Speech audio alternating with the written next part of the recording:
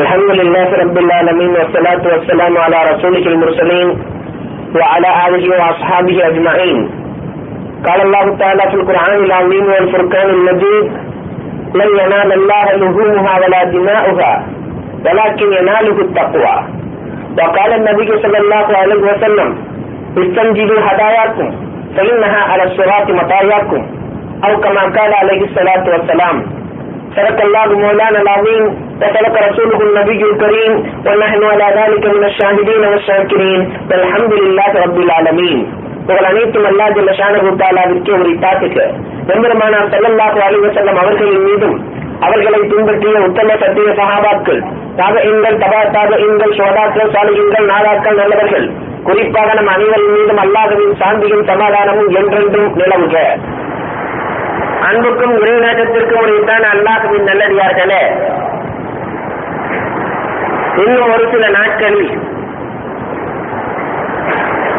ஈது பெருநாளை பெற இருக்கிறோம். ஈது பெருநாள் கற்றுத்தருகிற பாடம் ஒன்று உண்டு. தியாக திருநாள் நமக்கு சொல்லித் தருகிற பாடம்,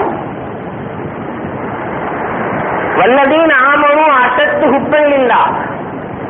அல்லாஹ் அல் குர்ஆனிலே சொல்லுவான், ஈமான் கொண்டவர்கள் எப்படி இருப்பார்கள் என்றால், அல்லாஹ்வின் மீது அதிகம் காதல் கொண்டவர்களாக, நேசம் கொண்டவர்களாக இருப்பார்கள். உலகத்திலே இருக்கிற எல்லா பொருட்களை விட, எல்லா நேசத்தை விட, எல்லா நட்பை விட உள்ளத்திலே அல்லாஹ்வின் நேசம் அதிகமாக வேண்டும் என்பதுதான் இந்த ஈது பெருநாளின் நோக்கம். இப்ராஹிம் அலைஹிஸ்ஸலாத்து வஸ்ஸலாம் அன்னவர்களுடைய தியாக வரலாறுகள் அங்கு ஒழிக்கப்படுகிறது. அந்த இப்ராஹிம் அலைஹிஸ்ஸலாத்தினுடைய ஆரம்ப காலம் முதல் கடைசி வரை நீங்கள் ஆய்வு செய்து பாருங்கள். அல்லாஹ்வை தவிர அவர்களின் உள்ளத்திலே எதுவுமே இல்லை. விளையாட்டு பருவம், குழந்தை பருவமாக இருக்கிற காலம், இந்த காலத்திலே கூட இப்ராஹிம் அலைஹிஸ்ஸலாத்தினுடைய உள்ளம் முழுவதும் அல்லாஹ்வாகத்தான் இருந்தது. நம்முடைய குழந்தைகள் எல்லாம் பாதத்திற்காக தாயிடம் தந்தையிடம் ஓடி வருவார்கள், அரவணைப்பை பெறுகிறார்கள், பாதத்தை பெறுகிறார்கள். இது நம்முடைய இயல்பு நிலை. ஆனால் இப்ராஹிம் அலைஹிஸ்ஸலாத்து வஸ்ஸலாம் அவர்கள் குழந்தை பருவமாக இருக்கிற பொழுது அன்னையா அல்லாஹுவா என்ற நிலைதான் அவர்களின் உள்ளத்தில் இருக்கிறது. அன்னை இடத்திலே கேட்கிறார்கள், அன்னையே, எனக்கு உணவு ஊட்டுகிறீர்களே, இந்த உணவு உங்களுக்கு எங்கிருந்து கிடைத்தது? பேசுகிற ஆரம்ப பருவம் எங்கிருந்து கிடைத்தது? உன்னுடைய தந்தை எனக்கு கொடுக்கிறார். தந்தைக்கு யார் கொடுத்தது? அரசர் நம்ரூத் கொடுக்கிறார், அரசாங்கம் கொடுக்கிறது. அரசாங்கத்திற்கு யார் கொடுத்தார்? அரசருக்கு உணவை யார் கொடுத்தார்? ஏதோ ஒரு சிலைகளை கடவுளை சொல்லி இதுதான் கொடுத்தது என்று சொல்ல, அனைத்திற்கும் உணவு கொடுக்கக்கூடிய ஒரு இறைவன், ஒரு கடவுள் இருக்கிறான், அவன் தான் அனைத்தை விட சிறந்தவன் என்று இப்ராஹிம் அலைஹிஸ்ஸலாத்தினுடைய உள்ளத்திலே அன்னையை விட இறை பக்தி மிகைத்து நிற்கிறது. நம்முடைய குழந்தைகளை போன்று இப்ராஹிம் அலைஹிஸ்ஸலாம் இல்லை. சிறு குழந்தையாக விளையாட்டு பருவத்திலேயே அல்லாஹ்வை உள்ளத்திலே நிறுத்தினார்கள். இந்த விளையாட்டு பருவம் முடிந்ததற்கு பிறகு அரும்பு மீசையை தடவி பார்க்கிற பருவம் ஒன்று இருக்கிறது அல்லவா, இளமை பருவம். பொதுவாகவே அந்த இளைஞர்களுக்கு தாயினுடைய பாதம் எல்லாம் அப்பொழுது கொஞ்சம் மாறி, தாய் பாதத்திலேயே இருந்த இளைஞர்கள் எப்ப கொஞ்சம் மீசை, அரும்பு மீசை முளைக்க ஆரம்பிக்கிறதோ, கண்ணாடிகளை போக வேண்டியது, பார்க்க வேண்டியது, ஆடைகளை மாற்ற வேண்டியது, விருப்பமான ஆடைகளை அணிந்து கொண்டு நண்பர்களுடைய தோளோடு தோள் சேர்ப்பதில் தான் அவர்களுக்கு நேசம் இருக்கும். அப்ப அத்தா அம்மா ஏதாவது ஒரு வேலையை சொன்னா எப்படி இருக்கும்? நண்பர்கள் ஒரு பக்கம் அழைத்துக் கொண்டிருக்கிறார்கள், தந்தை ஒரு பக்கம் அழைத்துக் கொண்டிருக்கிறார். இந்த பருவத்திலே, இளமை பருவத்திலே தந்தைக்கு முக்கியத்துவமா, நண்பருக்கு முக்கியத்துவமா, தாய்க்கு முக்கியத்துவமா, நண்பர்களுக்கு முக்கியத்துவமா? இன்றைக்கு நடக்கிறதா இல்லையா? இந்த பருவத்திலேயே இப்ராஹிம் அலைஹிஸ்ஸலாத்தின் நிலை என்னவாக இருந்தது? ஒவ்வொரு பருவமும் இப்ராஹிம் அலைஹிஸ்ஸலாத்து வஸ்ஸலாத்தினுடைய நிலை இறைவனாக இருந்தது. இந்த இளமை பருவத்தில் தான் சூரியனை பார்க்கிறார்கள் இப்ராஹிம் அலைஹிஸ்ஸலாம். இது நம்முடைய ரப்பாக இருக்கும். என்று எண்ணி பார்க்கிறார்கள். மாலை ஆனவுடன் சூரியன் மறைந்து விடுகிறது. ரப்புக்கு மறைகிற தன்மை உகந்ததல்ல. ரப்பாக இருப்பவன் மறையக்கூடாது. இது ரப்பு அல்ல. சந்திரனை பார்க்கிறார்கள். இது ரப்பாக இருக்குமோ?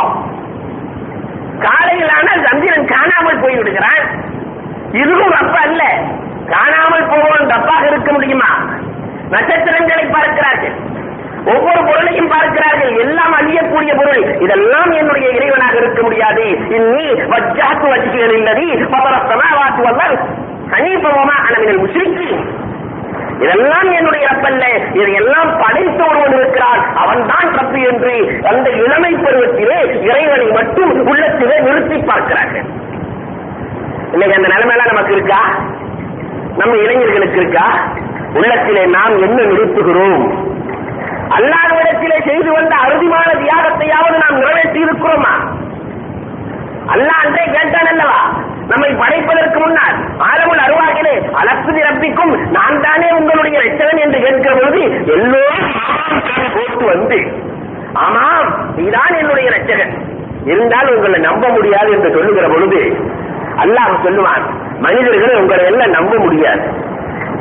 யாரெல்லாம் பூமி அல்ல, பூமிக்கு கீழே அகல பாதாளத்திலே கொண்டு போய் சேர்த்தாலும் உன்னை தவிர உனக்குத்தான் நாங்கள் தியாகம் செய்வோம். உயிரை, பொருளை, ஆவியை அனைத்தையும் உனக்கு நாங்கள் கொடுப்போம் என்று சொல்லி வந்து இங்கு அல்லாஹ்வையே நினைக்காத நிலையில இருக்கிறோமே. நம்முடைய நிலைப்பாடு எங்கு இருக்கிறது? இப்ராஹிம் அலைஹிஸ்ஸலாத்தினுடைய நிலைப்பாடு எங்க இருக்கு? இளமை பருவத்திலும் இறைவனாகத்தான் அவர்களின் உள்ளத்தில் இருந்தார்கள். அந்த இளம பருவம் கொஞ்சம் கூடி கூடி கூடி வாலிப பருவத்தை அடைகிற பொழுது மனிதனுடைய நிலை என்னன்னா, ஒரு காந்த இழுக்கும். வாலிப காந்தம் ஒரு பெண்ணை மனம் முடிக்க வேண்டும் என்ற நிலைக்கு தள்ளப்படுகிறார்.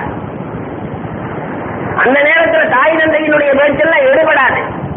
அவனுக்கு தேவை இப்பொழுது ஒரு பெண், திருமணம் முடிக்க வேண்டும்.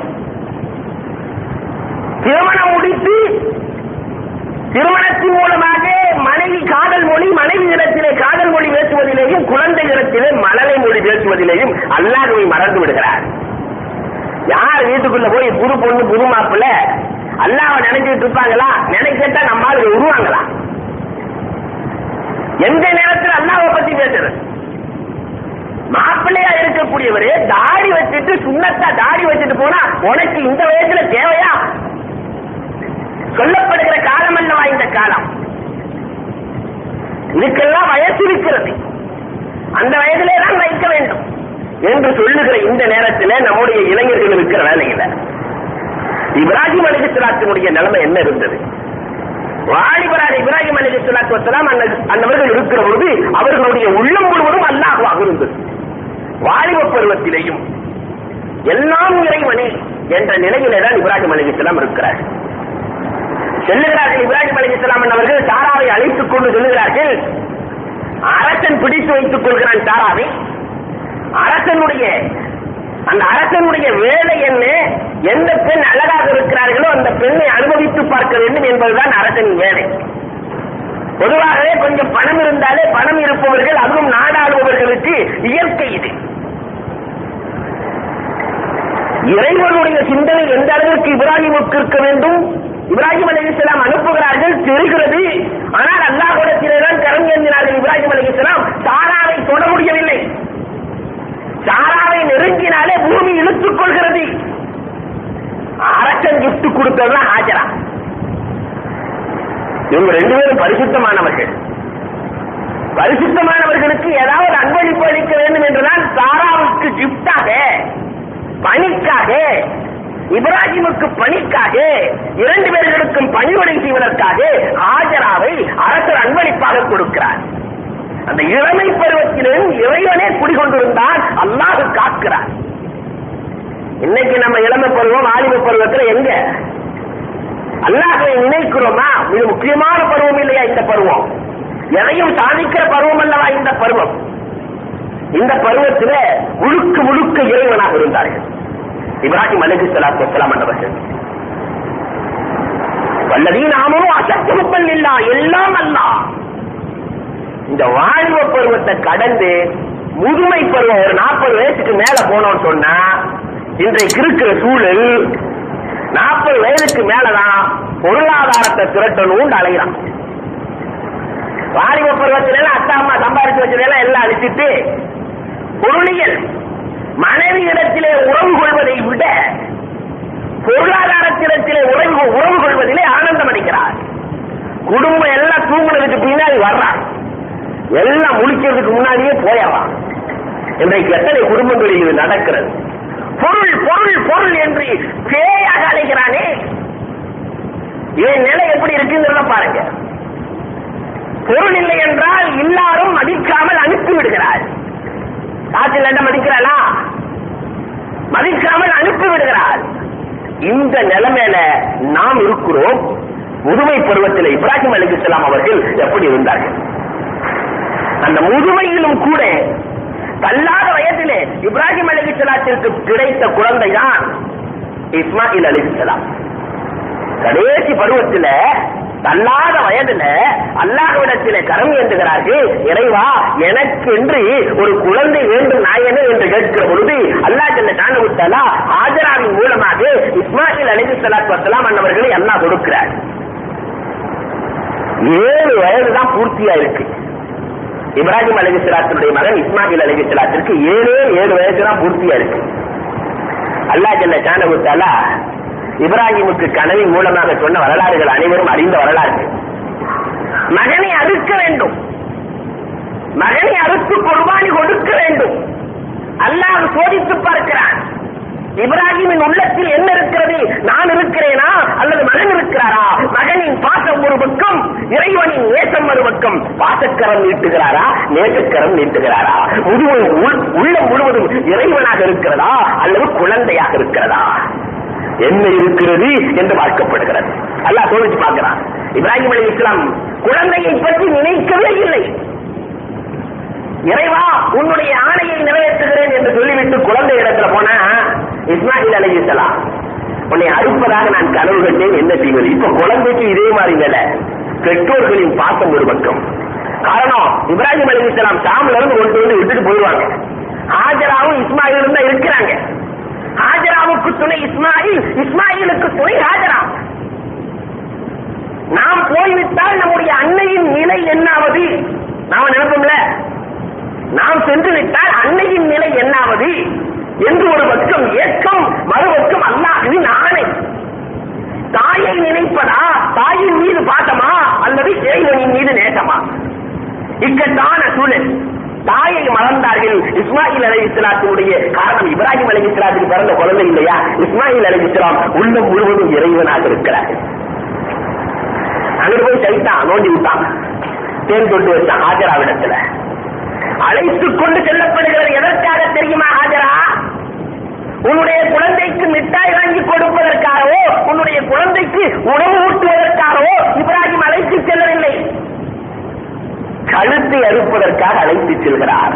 உனக்கு காவலாக இருந்தே, உனக்கு துணையாக இருந்தே இந்த குழந்தையை அறுப்பதற்காக, தலையை எடுப்பதற்காக. அதிலும் இறைவன் நேரடியாக செல்லவில்லை, இப்ராஹிமின் மூலமாக செல்லவில்லை, மாறாக கனவிலே சொன்னான். அதுக்கு ஒரு வரலாற்று எழுதுவாங்க வரலாற்றாசிரியர்கள். இப்ராஹிம் அலைஹிஸ்ஸலாம் இடத்திலே, அல்லாஹ்விடத்திலே இப்ராஹிம் எந்த ஆணையை சொன்னாலும், அல்லாஹ் எந்த ஆணையை சொல்லுகிறானோ உடனே ஜிப்ராயில் ஏற்று நடப்பார்கள். இந்த நேரத்தில் ஜிப்ராயில் இடத்திலே அல்லாஹ் சொல்லுவான், நீ சென்று இப்ராஹிம் அலைஹிஸ்ஸலாம் இடத்திலே உன்னுடைய குழந்தையை அறுக்க வேண்டும் என்று சொல். ஜிப்ராயில் அலைஹிஸ்ஸலாத்து வஸ்ஸலாம் கண்ணீர் சிந்துகிறார்கள். ஒரு வரலாறு உண்டு. யா அல்லாஹ், இந்த வேலையை என்னால் செய்வதற்கு தயக்கமாக இருக்கிறது யா அல்லாஹ். காரணம், நான் இப்ராஹிம் அலைஹிஸ்ஸலாம் அவர்களுக்காக ஏராளமான தொகுப்புகளை இறக்கி கொடுத்தவன் யா அல்லாஹ். புனிதமான இப்ராஹிம் அலைஹிஸ்ஸலாமுடைய எண்ண ஓட்டத்திலே, உன்னிடத்திலே, இறைவனிடத்திலே, இறைவா எனக்கு குழந்தையை கொடு என்று எத்தனை முறை ஏற்கப்பட்டு எத்தனை முறை அழுதிருப்பார்கள் என்பதை நான் கண்கூடாக கண்டிருக்கிறேன் இறைவா. எனவே இந்த ஒரு வேலையை எனக்கு கொடுத்து விடாதே நாயனே என்று அல்லாஹ் இடத்திலே இப்ராஹிம் அலைஹிஸ்ஸலாம் சொல்லுகிற பொழுது அல்லாஹ் நேரடியாக இப்ராஹிமை சோதிப்பதற்காக மகனை அழு. 2 பேரும் துணிஞ்சிட்டாங்க. ஹாஜரா, தனக்கு துணையாக இருக்கிற குழந்தை வேண்டுமா, இறைவன் வேண்டுமா? குழந்தையின் பாசம் ஒரு பக்கம் ஹாஜராவுக்கு, மறுபக்கம் இறைவனின் நேசம். பாசக்கரம் நீட்டுவதா நேசக்கரம் நீட்டுவதா? குழந்தை வேண்டாம், எனக்கு இறைவன் போதும். இப்ப 3 பேர்த்தினுடைய தியாகத்துல எந்த தியாகம் சிறந்த தியாகம் சொல்ல முடியும்? 3 பேருமே தியாகம் செய்கிறார்கள். 3 பேரினுடைய உள்ளத்திலும் இறைவன் மட்டுமே இருக்கிறார். அசத்துல் இல்லா, அசத்துங்கிற வார்த்தையை விட அரபியில ஒரு உயர்ந்த வார்த்தை இல்லை, இது தக்மீன் என்று சொல்லுவார்கள். அசத்துல் இல்லா, அல்லாஹ்வின் மீது அளவு கடந்த காதல். அதனாலதான் அல்லாஹ் ஜல்ல ஷானஹு தஆலா யாரு இந்த மாதிரி காதல் கொடுக்கிறார்களோ அல்லாஹ் அவங்களுக்கு கிஃப்ட் கொடுக்கிறது வழக்கம். யார் இதை போன்ற காதல் கொடுக்கிறார்களோ, இறைவனையே நினைத்து வாழ்கிறார்களோ அவர்களுக்கு அல்லாஹ் கிஃப்ட் கொடுப்பான். அதனாலதான் அல்லாஹ் ஜல்ல ஷானஹு தஆலா நீ உன் மகனை அறுக்கிறேனா, அறுக்கிறாங்க, அறுத்தெடுத்து பார்க்கிறார்கள், முடியவில்லை, அல்லாஹ் சொர்க்கத்து ஆட்டை அன்பளிப்பாக கொடுக்கிறார். இப்ராஹிமே ஆட்டை அறுத்துக்கொள், அதோடு உன்னுடைய உள்ளத்திலே இருக்கிற எல்லா பிரியத்தை அறுத்துட்டு அல்லாஹ்வை நிரப்பிக்கொள். இன்னைக்கு நம்ம ஆள் இருக்கிறோம்ல, பிஸ்மில்லாஹி அல்லாஹு அக்பர் அவ்வளவுதான் அறுத்து போயிட்டே இருப்பாரு. அதனுடைய நோக்கம் என்ன தெரியுங்களா? ஆட்டு அறுத்ததை போன்று என்னுடைய உள்ளத்தில் இருக்கிற அத்தனை ஆசைகளும் இறைவா நான் அறுத்து விட்டு உண்மையே நிரப்பி இருக்கிறேன் என்பதுதான் அதனுடைய நோக்கம். அந்த நோக்கத்தோட நம்ம என்னைக்காவது ஆள் எடுத்திருக்கோமா? ஆடு அறுக்கும் போதே உலகத்தில் இருக்கிற எல்லா நோக்கமும் சேர்ந்து வரும். இன்னைக்கு எப்படி பிரியாணி சமைக்கிறது, ஆட்டு கறி எப்படி இருக்குமோ இருக்காதோ, இந்த தோலை யாருக்கு கொடுக்கிறது, இந்த சிந்தனை இருக்கே தவிர இறைவா உன்னை தவிர என்னுடைய உள்ளத்தில் எதுவும் இல்லை, நீ மட்டுமே இருக்கிறாய் அப்படிங்கிற சிந்தனையோடதான் ஆட்டை இருக்கணும். ஏன்னா அல்லாஹ் குர்ஆன்ல சொல்றான், எனால் அல்லாஹ் லுஹூமுஹா இந்த அறுக்கிற ரத்தமோ இந்த கரியோ அல்லாஹ்வை போய் சேருவதில்லை. அங்க என்ன தக்வா இருக்குங்கிறத அல்லாஹ் பார்க்கிறான். வலாக்கின் யனாலுஹு தக்வா, உள்ளத்திலே என்ன நினைத்திருக்கிறார், என்னை நினைத்து அறுத்திருக்கிறாரா அல்லது என்ன நினைத்து அறுத்திருக்கிறார், இதைத்தான் எல்லாம் பார்க்கிறான். அதனால நம்முடைய எண்ணம் முழுவதும் கரெக்டா இருக்கும். மூசா அலைஹிஸ்ஸலாத்துடைய வரலாறுகளும் இதற்கு சார்ந்து சொல்லும். யார் அல்லாஹ்வுக்காக அறுக்கிறாங்களோ அல்லாஹ்வுடைய கிஃப்ட் இருக்கிறது. மூசா அலைஹிஸ்ஸலாம் பிறக்கிறாங்க, அல்லாஹ் உத்தரவிடுகிறான் மூசாவினுடைய தாயாருக்கு, அல்லாஹ்வின் உத்தரவு நைல் நதியில அனுப்பி வைமான் அல்லாஹ். நைல் நதியிலே அனுப்பி வை. தாய்க்கு ஒரு பக்கம் பிறந்த குழந்தைய நைல் நதியிலே அனுப்ப சொல்ல அல்லாஹ் சொல்லுகிறானே, தாய்க்கு கடுமையான பாசம். ஒரு பக்கம் பாசம், மறுபக்கம் அல்லாஹ்வினுடைய நேசம். அல்லாஹ் சொல்லிட்டான், என்ன செய்வது? குழந்தையை ஒரு பெட்டிகளை வைத்து அனுப்பி வைக்கிறாங்க.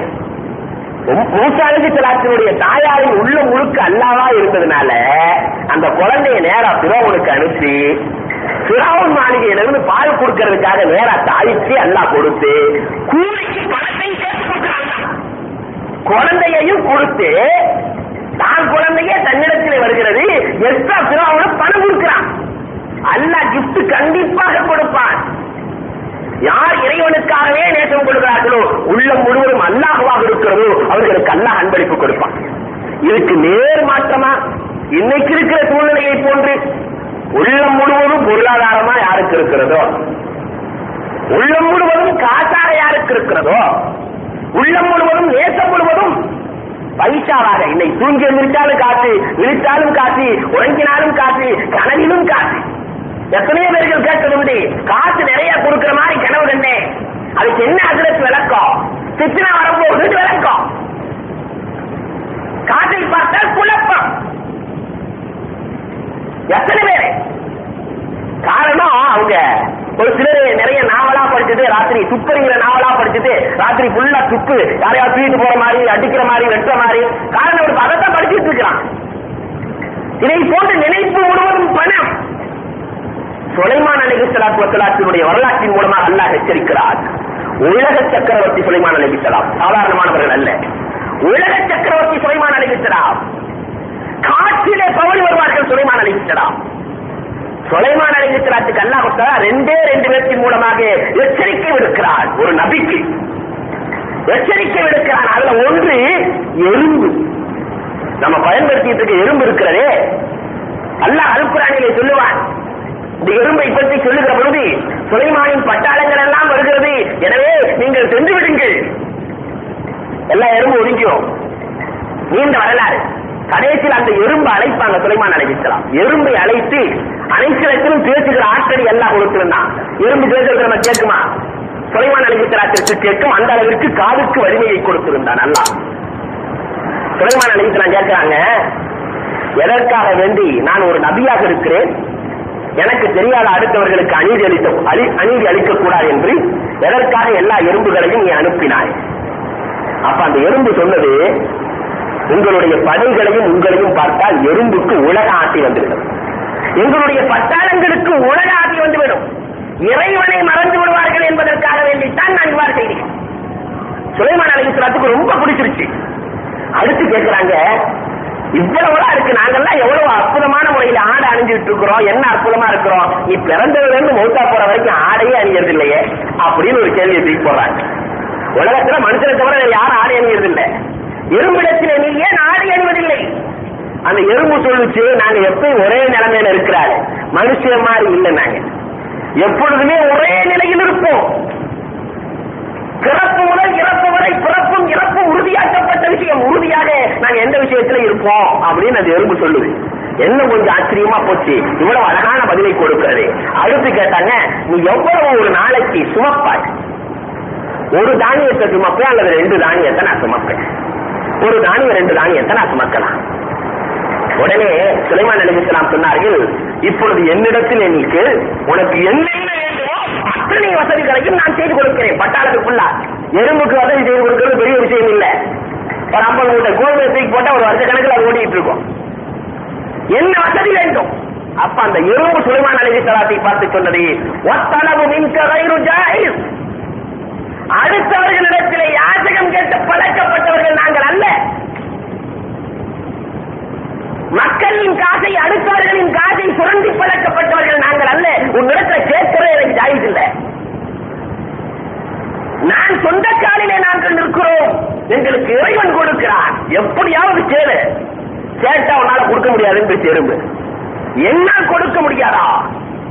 உலக சக்கரவர்த்தி நான், எனக்கு கொடுக்க முடியாதா? கேள் தருகிறேன். என் வயசை கொஞ்சம் அதிகமாக்குச்சு.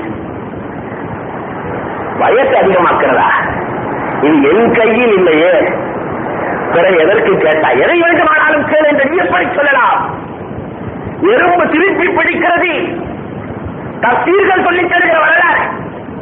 அல்லாஹ் உனக்கு கொடுத்த பொருளே அற்புதமான பொருள் என்னென்ன சொல்லு பார்க்கலான்னு எறும்பு சுலைமான் அலைஹிஸ்ஸலாம் இடத்துல ஒரு பட்டியல் கேட்கிறது. அல்லாஹ் உனக்கு கொடுத்த பொருட்கள்லையே அற்புதமான பொருள் என்னென்ன? அல்லாஹ் எனக்கு சொர்க்கத்து மோதிரத்தை கொடுத்திருக்கிறான். சொர்க்கத்து மோதிரத்தை சுலைமான் அலைஹிஸ்ஸலாம் அணிந்திருந்தார்கள். அந்த சொர்க்கத்து மோதிரம் தான் அவர்கள் அரசர் என்பதற்கே சாட்சி, ஷஹாதத். அதை ஒரு தடவை சைத்தான் எடுத்துக்கொண்டு சென்று 40 நாட்கள் அவர்கள் கஷ்டப்பட்ட வரலாறுகள் அது. இந்த சொர்க்கத்தினுடைய மோதிரத்தை எல்லாம் கொடுத்திருக்கிறான். இது ஒரு அற்புதமான ஒரு பொருள். அப்ப அந்த எறும்பு கேட்டுச்சு, ஏன் தெரியுமா அல்லாஹ் இதை கொடுத்தான்னு உனக்கு தெரியுமா? இதுக்கு அர்த்தம் என்ன தெரியுமா? அர்த்தம்லாம் எனக்கு தெரியாது.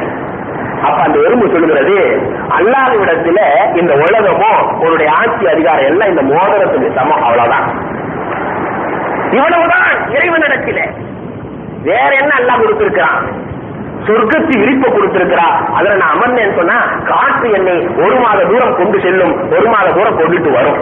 1 மாசம் பயணம் போவேன், 1 மாசம் மறுபடியும் வருவேன். உடனே இது எதற்காக வேண்டி அல்லாஹ் செஞ்சாங்கிறதாவது தெரியுமா? தெரியாது. எறும்பு சொல்லுகிறது, உன் வாழ்க்கையும் இப்படித்தான் போய்கிட்டே இருக்கும், காற்றை போன்றது. சென்ற காற்றை பிடிக்க முடியாது. இதை போன்றுதான் உன்னுடைய வாழ்க்கை. சென்ற வாழ்க்கையை பிடிக்க முடியாது. இருக்கிற வாழ்க்கையை பயன்படுத்தி கேள்வதற்காக வந்து எல்லாம் கொடுத்திருக்கிறான். வேற என்ன எல்லாம் கொடுத்திருக்கிறான்? பறவைகள்கிட்ட எல்லாம், பறவைகள் விலங்குகள் எல்லாம் பேசுறதெல்லாம் எனக்கு கேட்கும். எல்லா பறவைகள் எல்லா விலங்குகள் இடத்திலும் என்னால பேச முடியும். இந்த ஆற்றல் அல்ல எனக்கு கொடுத்திருக்கிறான். எறும்பு சொன்னது, இந்த ஆற்றலை அல்லாஹ் எதற்கு கொடுத்திருக்கிறான் என்று உமக்கு தெரியுமா? தெரியாது. அல்லாஹ் சோதிக்கிறதுக்காக கொடுத்திருக்கான். அல்லாஹ்விடத்துல ஒரு நபியினால அல்லாஹ்விடத்திலையும் பேச முடியும். ஒரு நபியினால அல்லாஹ்விடத்திலையும் பேச முடியும். இவர் அல்லாஹ்ட்ட பேசிட்டு இருக்கிறாரா அல்லது மிருகங்கள்கிட்ட பேசிட்டு இருக்கிறாரா? இவர்களிடத்திலே பேசுவது பிரியமாக இருக்கிறதா அல்லது இறைவனிடத்திலே பேசுவது பிரியமாக இருக்கிறதா என்று சோதிப்பதற்காக அல்லாஹ் கொடுத்திருக்கிறார். வேற என்ன அல்லாஹ் கொடுத்திருக்கிறான்? ஜின்கள் எல்லாம் மனிதர்கள் எல்லாம் எனக்கு பணிவிடை செய்வார்கள். அல்லாஹ் கொடுத்திருக்கிறான். அவர்கள் எல்லாம் உனக்கு பணி செய்கிறார்கள், நீ இறைவனுக்கு பணி செய்ய வேண்டும், இறைவனுக்கு ஹிதமத் செய்ய வேண்டும் என்பதற்காக கொடுத்திருக்கிறான் என்று அந்த எறும்பு சொல்லுகிற பொழுது சுலைமான் கேட்கிறார்கள், உன்னுடைய பெயர் என்ன? என்னுடைய பெயர் முந்திரா. ஒரு பொம்பளை எறும்புதான், எச்சரிக்கை செய்யக்கூடியவர்கள் பேர் வச்சிருக்கிறான் அந்த எறும்புக்கு. என்னுடைய பெயர் முந்திரா. எறும்பு சுலைமான் அலைஹிஸ்ஸலாத்திற்கு பாடம் கற்றுத் தருகிறது. கடைசியில எறும்பு ஒரு வார்த்தை கேட்டுச்சு, தாவூத் அலைஹிஸ்ஸலாத்துக்கு ஏன் தெரியுமா தாவூது பேர் வைக்கப்பட்டுச்சுன்னு? சுலைமான் அலைஹிஸ்ஸலாத்துக்கு அது வரைக்கும் சிந்தனையே இல்லை, ஏன் பேர் வைக்கப்பட்டது?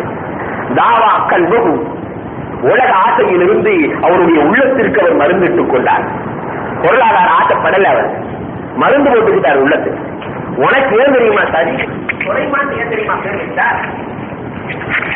உனக்கு சுலைமான் என்று ஏன் பேர் வைக்கப்பட்டது தெரியாதே.